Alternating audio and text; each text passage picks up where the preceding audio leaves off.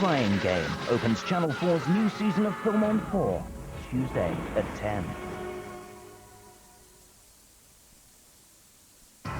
On Channel 4 now, the morning line from Newmarket and Wetherby, introduced by Derek Thompson.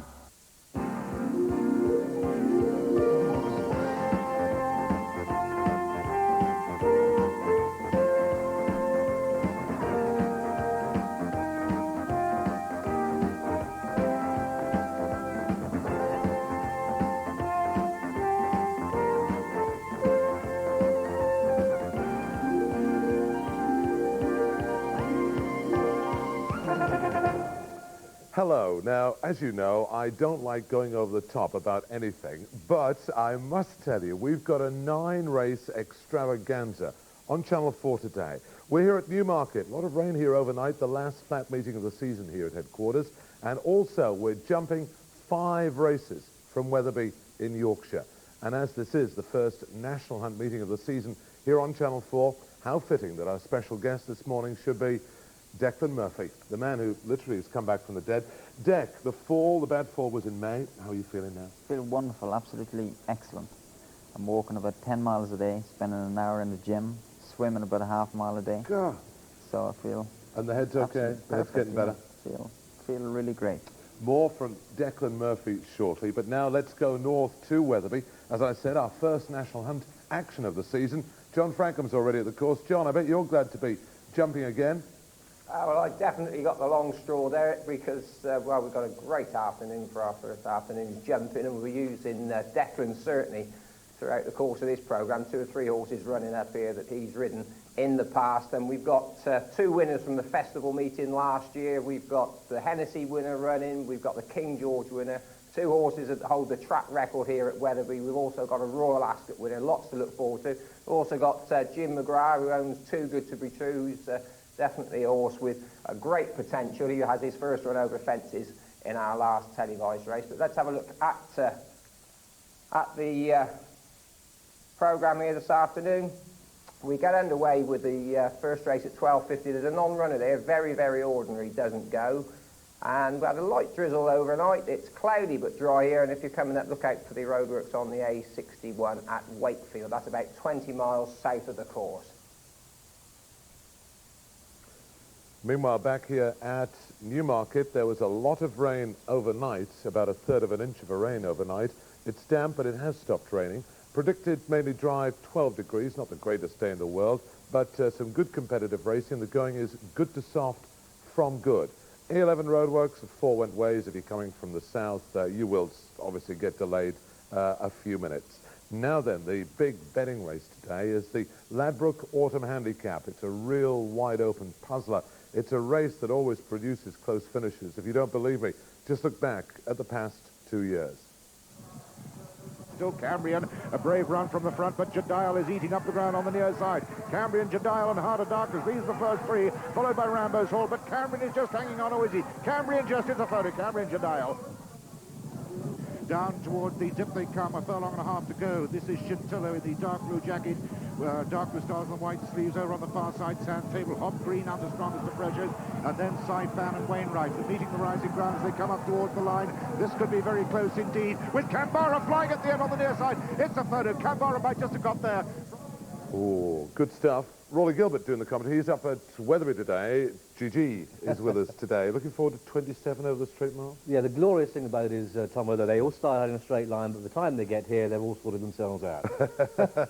I'll leave it to you. Thank you. Alistair Down is with me. Now, headlines, a lot of sleaze headlines. Now, you get paid a lot of money as assistant editor of the Sporting Life to make up headlines. Who's making the racing headlines today? Well, I wouldn't mind being 100 grand a year behind you, Derek, and about a lot of money. But no, the headlines today, very much, it's the jump racing up at Wetherby. We may be here at HQ, but it's this first big clash of the season. And here in the Sporting Life, Bank tops the bill, Barton Bank making his reappearance.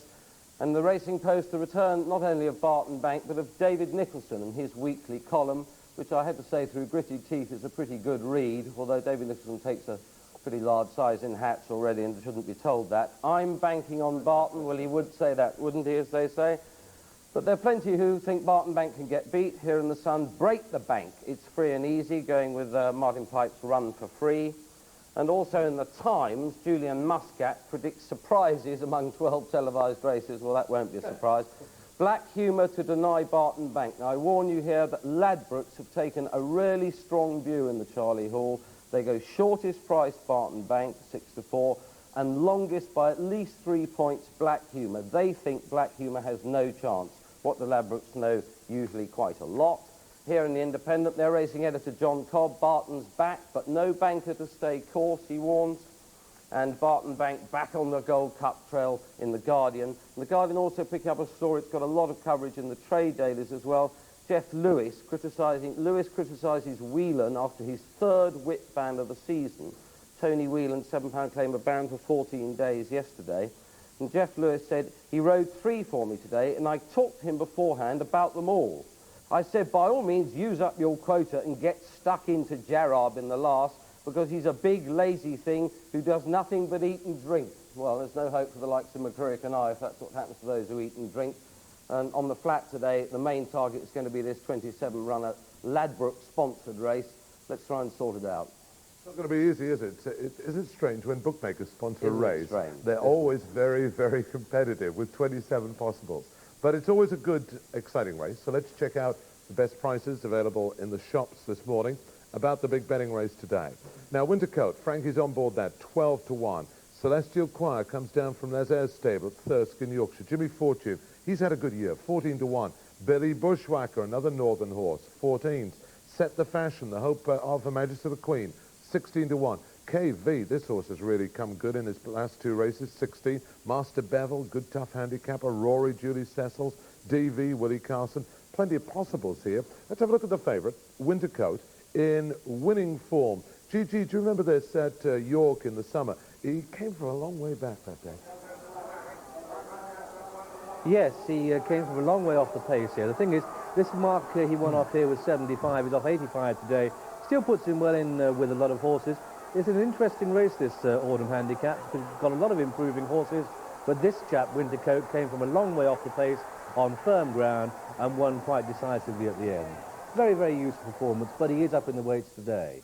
Declan, you've had a look through. I know you're a very ace man on the form.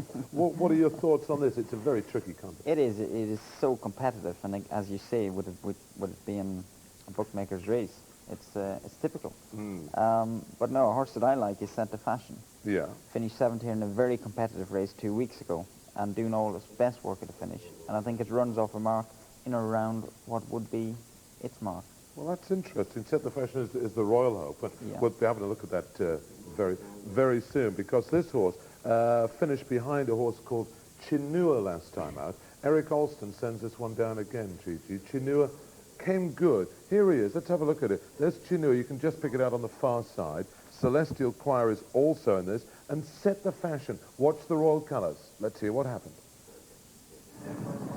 Leicester bigger in the white sleeve jacket, one of the 3 horses in the far end. Oh my goodness gracious me, High Knob was badly squeezed there as Moadab started his run. They're inside the final, Moadab is going on, Moadab.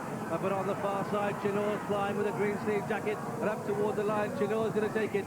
Chinour is the winner, very close to second, Royal Hill and Moadab. Now then, Chinua, Celestial Choir, Set the Fashion, and Pride of Pendle. All 4 in that race, reopposed today. Gigi, are they going to finish in the same order? Highly doubtful. Saifan was just behind it. That's a horse that's dropped in the weights as well. Now, the thing about the Chinor race was that there was a lot of bunching and barging and argy-bargy, and as Declan has pointed out, Set the Fashion was in that race at 8-1. He was only a couple of lengths off the pace against the same horses off a similar weight. He's, what is he, 16-1, 20-1 in places today? Must be value. If this is the sort of race that appeals to you, that's the sort of horse that you're going to go on. He acts on all types of ground. He acts on firm. He acts on good to soft. He acts on the all-weather. He was kicking up a little bit loose here yesterday. He's not going to be there or there that far away at 20-1, but mark you, neither are about 20 of those.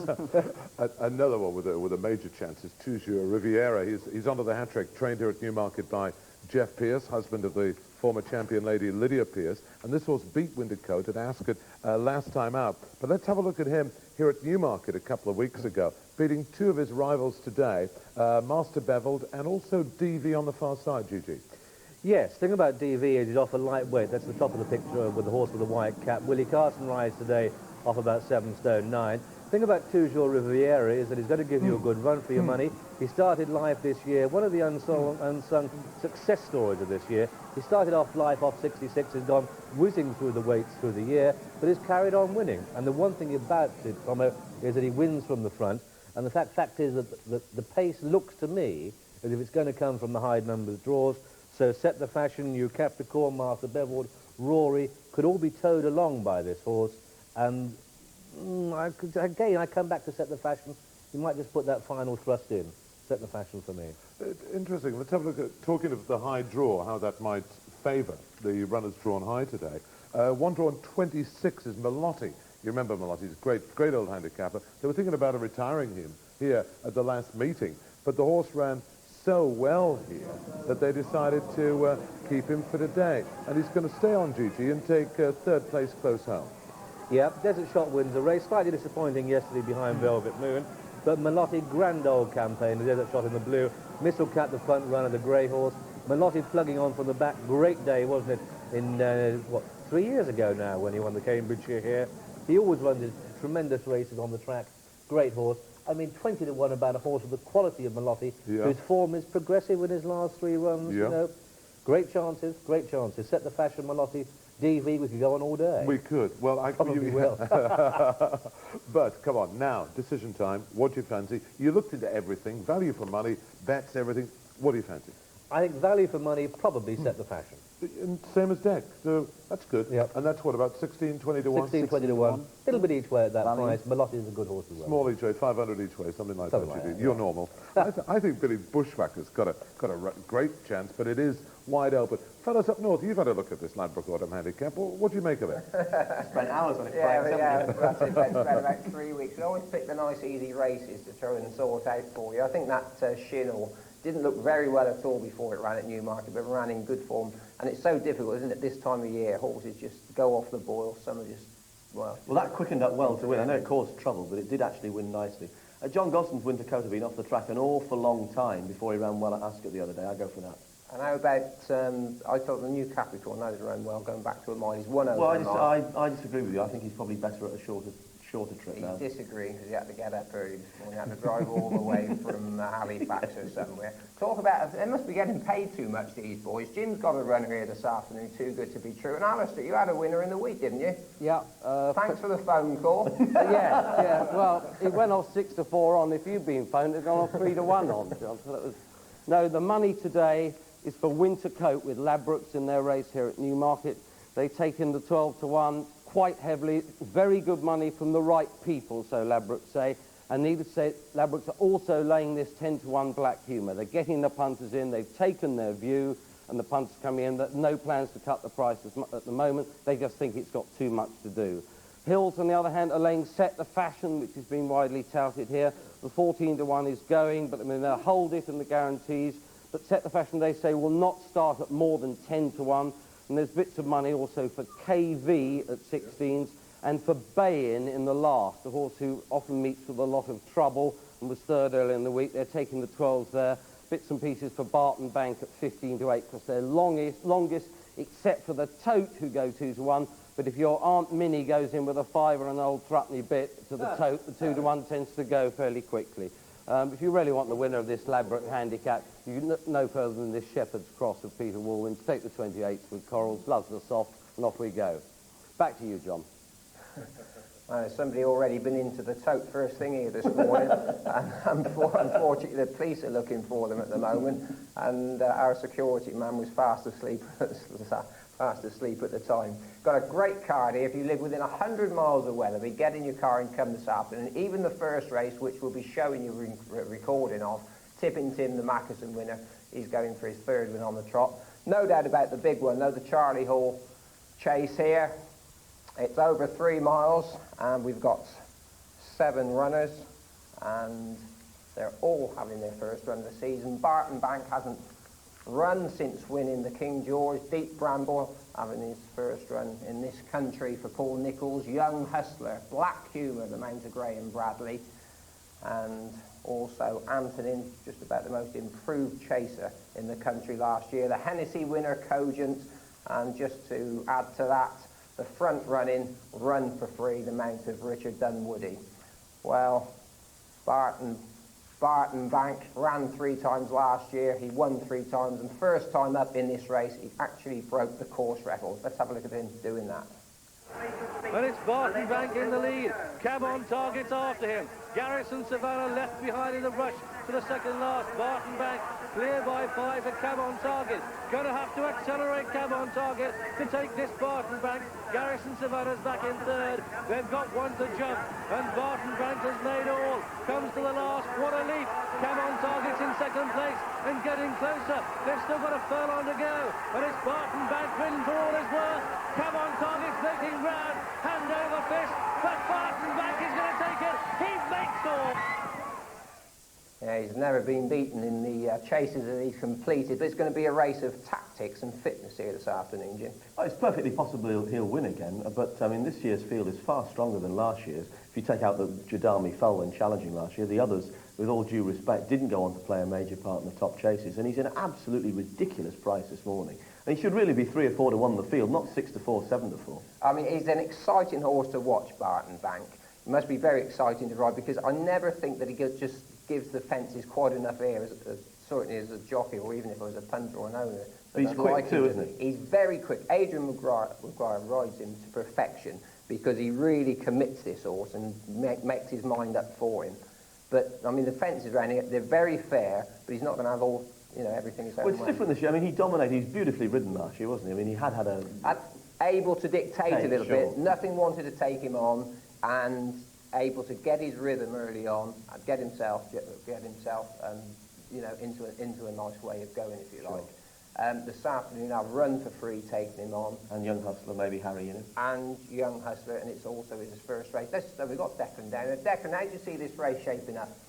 Well, it's certainly going to be very competitive, and Jim's right in what he says. Barton Bank is a ridiculous price, but he is also the best horse in the race. Last year, having just failed to beat him in the King George, I would think it was as good a race, if not better than any race I've ever rode in, and I've rode against all these horses. So for me, quite simply, if he's right, he is the horse they certainly all have to beat. Well, there you go. And let's have a look at Anthony now, who's definitely the most improved horse in training last year. He began running over 2 miles, started improving when he went up to 2.5, and as soon as he got over a trip of 3, well, there was hardly any stopping him, and ran his finest race probably when finishing second in the Whitbread back in April. They've just got one more fence to jump, and fighting words of the red colours. The yellow cap Docklands Express, they do battle. Then comes Young Hustler. Here comes Justice Island with a strong one off the base. Fighting words, Docklands Express going on from Fighting Words. Here comes Justice Island for Charlie Swan, and they're inside the final furlong. And it's Justice Island going on from Docklands Express. Revenge is sweet for Charlie Swan. It's Justice Island who takes it. Justice Island the winner. Anthony flew for second. What a smashing little horse he is, Anthony. I mean, you'd like to own him, wouldn't you? Oh, absolutely. I mean, I think he saw the best and the worst of him to a certain extent there, because the ground was a lot quicker than when he'd been winning at Cheltenham and when he won at Kempton. And I mean, it's perfect ground here. I mean, there are no excuses, but it's definitely maybe not soft enough for him in this company. Particularly if they go bat along early on, they just might get him making the odd mistake, because he's inclined to do that. But he's so tough. You couldn't rule him out. But when you say he makes the odd mistake, I know I've read a couple of times. I think he's really clever, this little horse. The ones that I've seen him run, he's made a mistake. Always but you can't afford a mistake in this company, can you? No. I mean, he's a well-handicapped horse, and he could get away with it last year. I'm not saying he's not clever, and he's not basically a good jumper, but he's inclined to make 1 or 2. Yeah. And this is as stiff a race as he runs. And the other thing that's in his favour, Sue Bramwell's horses are in. They ran well yesterday, didn't they? We saw 2 or 3 of them. Yeah, very pleased with the leader, weren't they? Yeah. What about Run for Free? Well, Richard's got He's got an interesting ride coming up. There's any number. They've all got chances. I mean, he's a lovely big horse, bowls along, enjoys his racing. It's going to be set up a little bit for the likes of Black Humour, who likes to come from off the pace, and who definitely is a horse who runs well fresh. Was a little bit unlucky in the Hennessy. You've got the Hennessy runner, Cogent, as well. Do you think he's good enough, Black Humour? On his day, yeah. The horse, whichever way you look at him, the horse definitely isn't right in his back. and he struggles, and he does well to win a tournament. He's been so impressive when he won up at Liverpool. I'd just give him a bit of a chance, despite what Ladbrokes is saying. I'll go for run for free. Okay, there you are, run for free in black humour. Well, we've heard about your tips of the course. What about you two? What do you fancy for the big race at Wetherby? GG? Possibly run for free from the front at the price, but if Jim will lay me a bit of 3-1 Barton Bank, I'll get on the bike and start pedalling up there. And what do you fancy, Alistair? I'd side with Barton Bank, but I take Jim's point entirely. It's lousy value. I wouldn't play in the race. Well, it's going to be an interesting day's racing. We've looked ahead to the two big races here at Newmarket and Wetherby. Let's check out where they're racing today. 5 meetings in all. There they are at Newmarket and Wetherby. They're the two main ones, but good card at Ascot, also at Warwick this afternoon. And Wolverhampton this evening, undercover on the all-weather, the flat meeting there. Plenty of runners, and if you fancy going there, the restaurant there, you can overlook the track, and there's no nicer way of losing money. The weather, so when we got up this morning at about 5 o'clock, it was tanking down, but it stopped here at Newmarket. It's going to be dry today, fingers crossed, and it'll probably come in a bit damp later on. I'd take your coat if I was you. Let's get the news from elsewhere.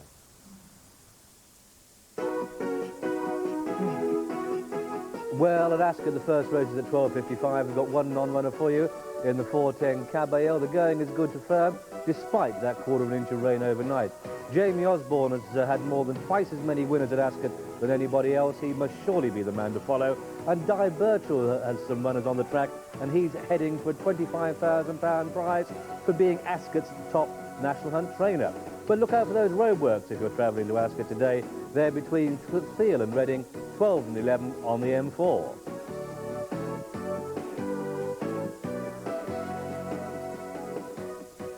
At Warwick in the 1:15 first race, Warren Marston is bidding to end a long losing run with Zyphoon.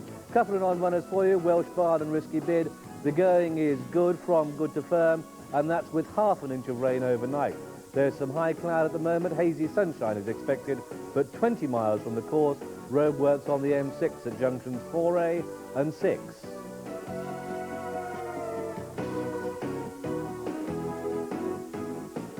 And at Wolverhampton, perhaps Storm Flash can add to Lord Huntingdon's good record and Jason Weaver's impressive record on the track in the 8 o'clock. The first race is at 7 o'clock under lights. The going is standard. I like a bit of 3-1 on that it's standard all the way through the season. Light rain overnight. It's cloudy and dry at the moment, but it's going to be raining this evening. Take your Mac to Wolverhampton, and if you're going on the M5, look out for the roadworks between the M5 and the M6 interchange. That's 20 miles south of the course. You could do the double, of course, Warwick to Wolverhampton.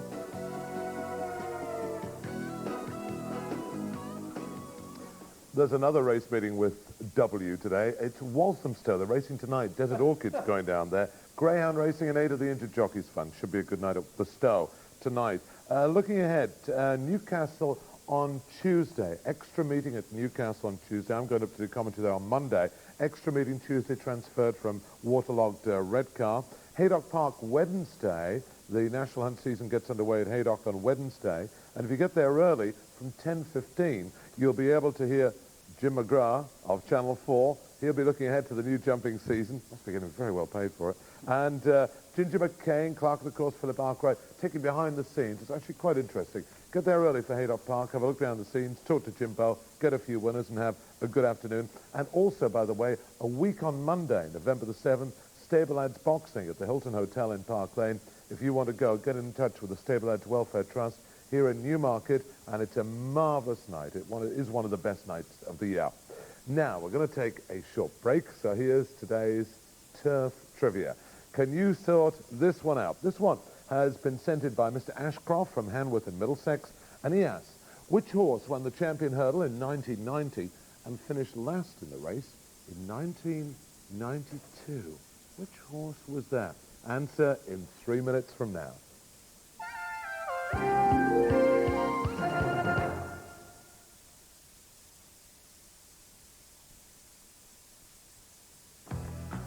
Which paper takes you closer to the top names in racing? What paper has unique facts and figures for all the day's meetings? Who gives you the full rundown on past performances for every horse? Morning. Racing Post. It's all in there today. The Racing Post is designed for you. It's got all you need for racing today. The Racing Post. Everyone's reading it. Are you?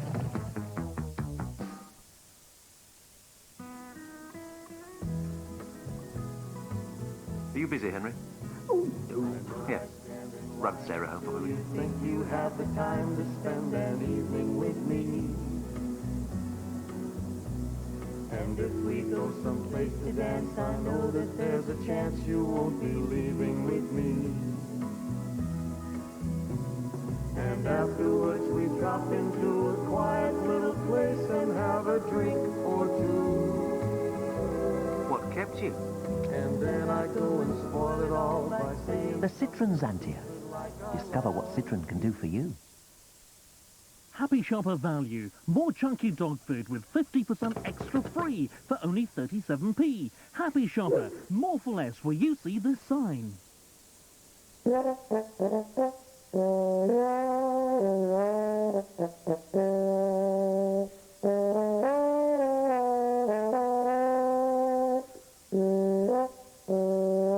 If you're about to buy a mobile phone, the way to avoid slipping up is to go to People's Phone and check out which of our 12 tariffs is cheapest for you. People's Phone, where talk is cheaper. For your nearest shop, call 0345 10 11 12.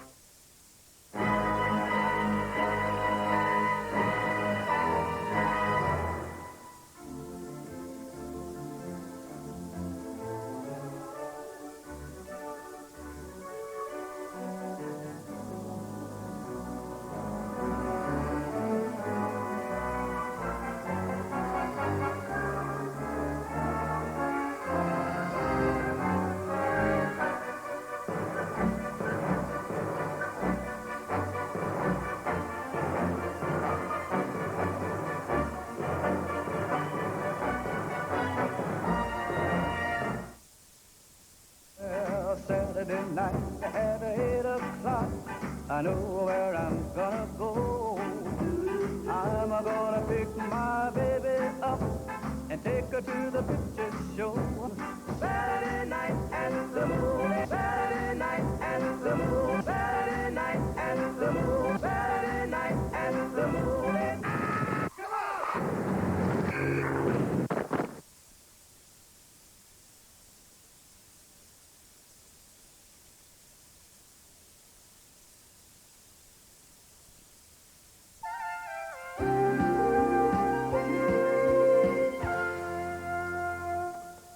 Now then, which horse won the champion hurdle in 1990 and finished last in 1992? It was Crebensis, yeah, trained by Michael Stout here at Newmarket. Omar Sheikh Mohammed, non-runner. While you're away, Rebellion does not run in the 245. Rebellion does not run 245 here at Newmarket. Declan Murphy is our guest on the morning line. Dick was saying earlier on, you literally came back from the dead. Your fall at Haydock in May. You went 3 times, didn't you, in the ambulance, and they had to get you back again. Well, yes, I mean, it's, it was obviously a complicated case for the surgeons involved, but I suffered several skull fractures and blood clot on the brain, and, you know... You were showing me this helmet of yours. This is the helmet you wore when you came out the last at This is actually the helmet I wore, and when I went to the manufacturers to have this taken apart, to question why I suffered the extent of injury I did. That's a bit quite simply. It's this here was all the polystyrene cover that the helmet did have, and it's roughly 70% of the extent of the helmet. And my injury was in the 30% region where there is no protection, other than the shell of the helmet and this foam here. So you got yourself thinking. So quite simply, I was thinking, I was horrified to think that this was possible, that quite simply that we had such little protection for our skull. And Michael Turner has done a wonderful job. He has brought about a new helmet. This is the medical officer for the jockey. The medical officer, which brings the polystyrene cover down to the base of the helmet. Yeah. So it's got that extra sort of, that 30% polystyrene that was missing is now there. And also it's 25% thickness here on top, whereas on this helmet here, it was only 15. So from having 15 millimetres on top here. The new one has got 25 on top. And down here, where it's roughly 10 to 11, it's actually 15 the whole ways down to the base. So it gives you much So more it gives you much more protection. And it roughly does a 140, 50% more polystyrene cover. Yeah. And I've designed this extension to the helmet, which comes down here down the side, which actually covers our temples. Yeah. And will actually cover the region of where I suffer the fractures. And this is a Vitacell PVC foam, which is good and strong, so strong but and flexible. yet very comfortable on the face. Dick, can you And put that on? it's, Let's just have a quick look at it on.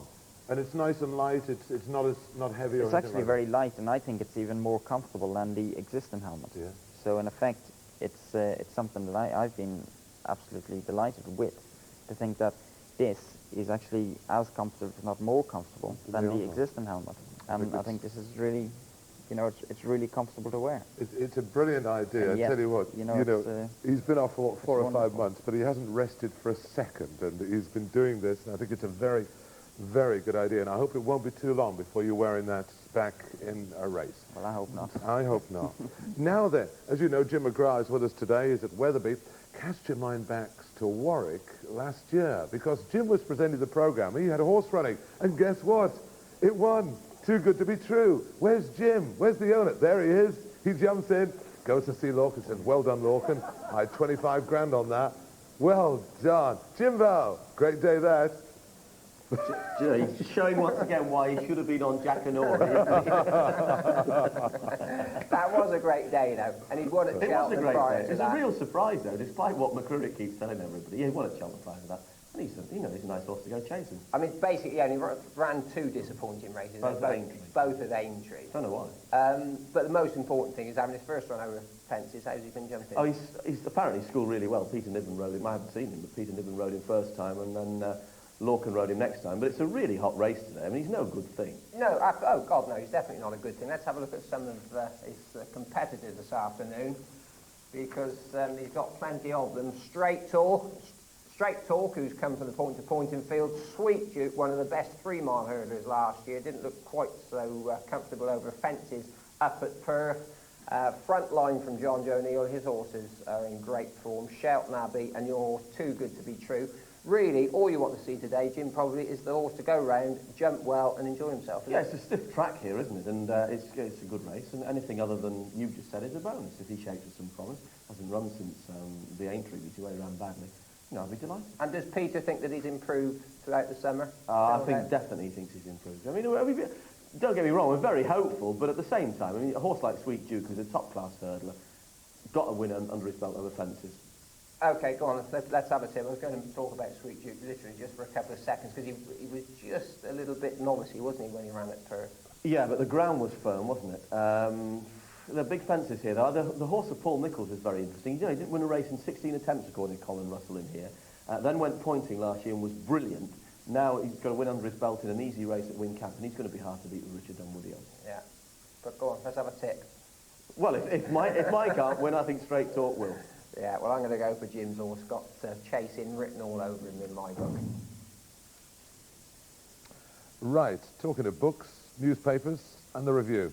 Alistair Down. Well, sport on the front page, and as usual, for all the wrong reasons here. The lead in the Independent, Venables faces fraud inquiry. The serious fraud officer having a look into some of his affairs.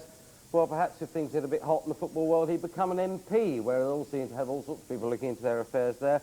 Here, Aitken claims cheque proved Ritz made mistake, and talked about he paid the outstanding bill for his stay at the Ritz in Paris when it came to light several months later. Well, I wish my bookmaker worked like that.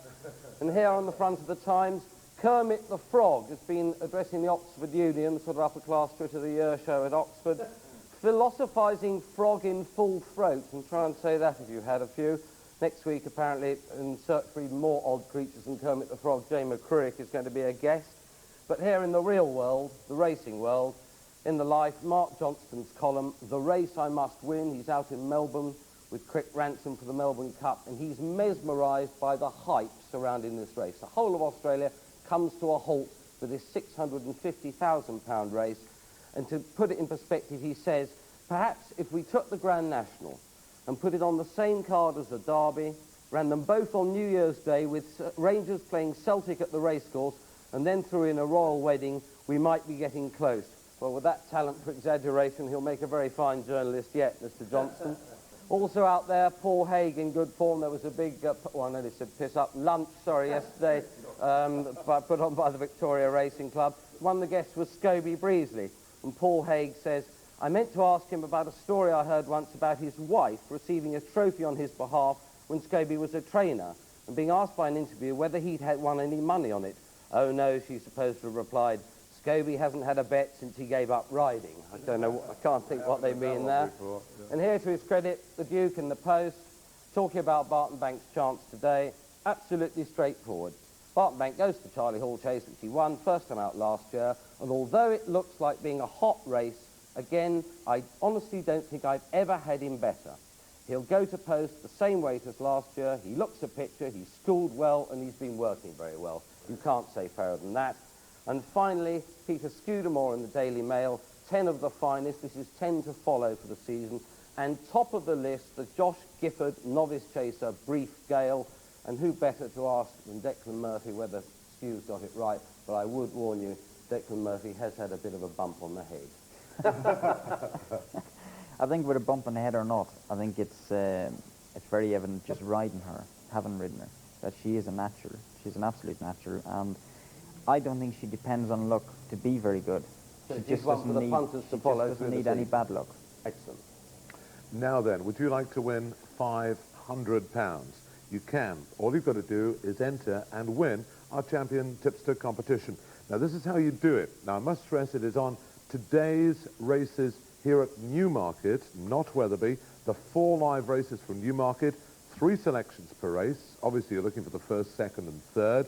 And you get points according to starting price. If the horse is evens, you get 1 point. If it's 10 to 1, you get 10 points. If it wins, you get a 10-point bonus. And the highest aggregate total, the one who gets the most points, wins a monkey, £500. All you've got to do, pick your horses, and then dial this number, write it down, 0891 99 1148. 0891 99 1148. Last Saturday, we had a dead heat. We had a photo finish. We couldn't split them. 500 each. Now that's good. We're not stingy, not 250. 500 each to Stuart Sinclair from Burwell. That's about 2 miles up the road at Cambridgeshire.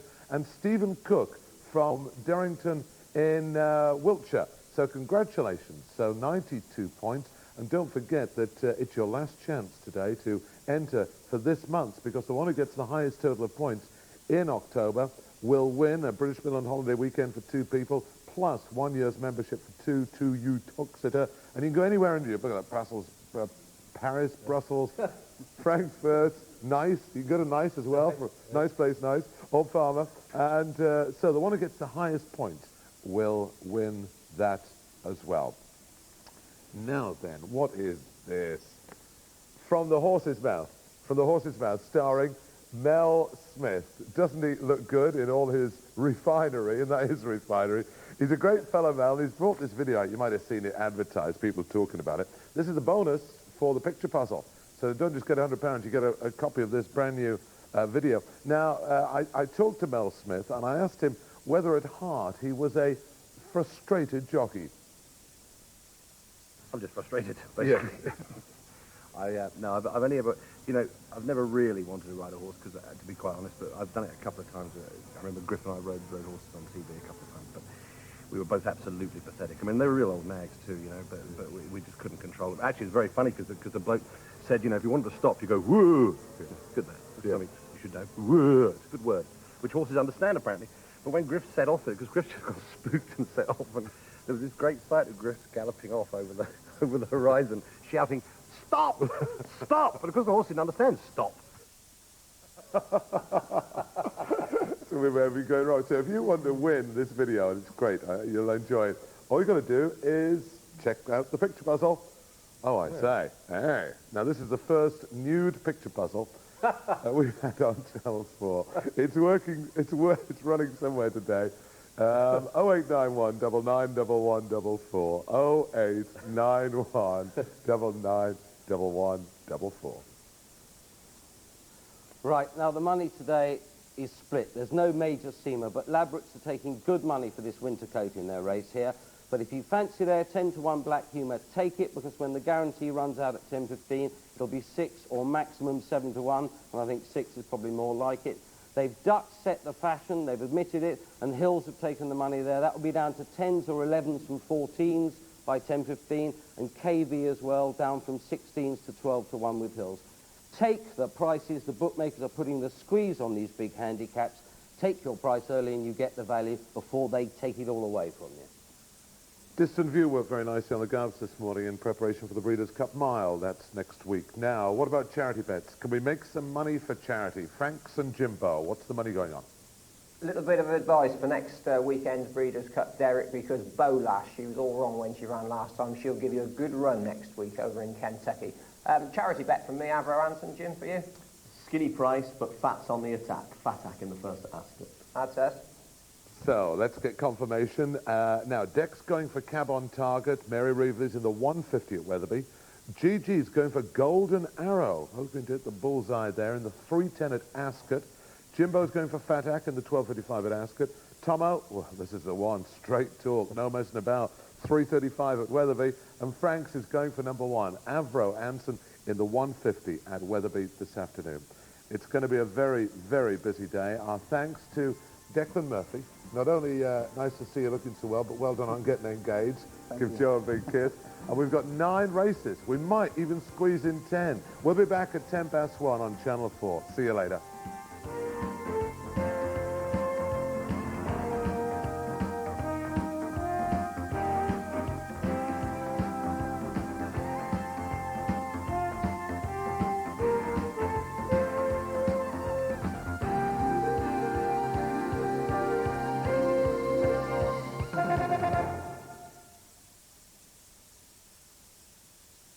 November's issue of the official Channel 4 Racing magazine, Inside Racing, is out now at newsagents for £2.25. It's me, linking into the break. I'm taking the Michael, you know. Plus, an exclusive live report on how the break went. Let's see what's in the red briefcase today. I'm still here. Rory Brenner, 10:05 on Channel 4.